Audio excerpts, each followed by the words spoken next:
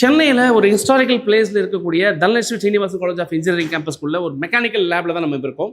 So ஸ்டூடெண்ட்ஸோட learning mechanical engineering எப்படி இருக்குது நம்ம அவங்கள்ட்ட கேட்கலாம். கேர்ள்ஸ் மெக்கானிக்கல் இன்ஜினியரிங் படிக்கலாமா? நிறைய பேர் இதை சூஸ் பண்ண மாட்டேங்கிறாங்க. பட் இதை சூஸ் பண்ண நிறைய ஆப்பர்ச்சுனிட்டிஸ் எல்லாமே இருக்குது. உண்மையிலே இதை பிடிச்சி எடுத்தீங்களா இல்லை பிடிக்காம தான் எடுத்தேன். பட் இப்போ மெக்கானிக்கல் சூஸ் பண்ணதுனால ஓகே பெஸ்ட்டுன்ற மாதிரி தான் ஃபீல் பண்ணுறேன்.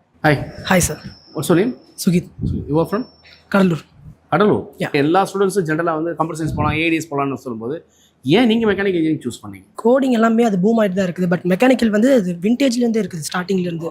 ஸோ அது ஒரு பேஸ்மெண்ட்னால அதுக்கு கண்டிப்பாக அழிவு இருக்காது. ஸோ அந்த டிபார்ட்மெண்ட் எடுத்தால் நம்ம கண்டிப்பாக சர்வே பண்ண முடியும்.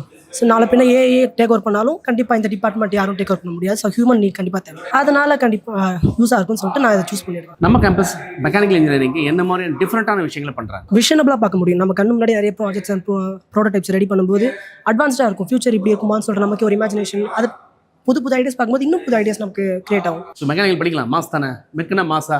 Of course yes. Royal mech. Women's and machines. மெக்கானிக்கல்லே மாஸ் தான். மெக்கானிக்கல்னாலே கெத்து.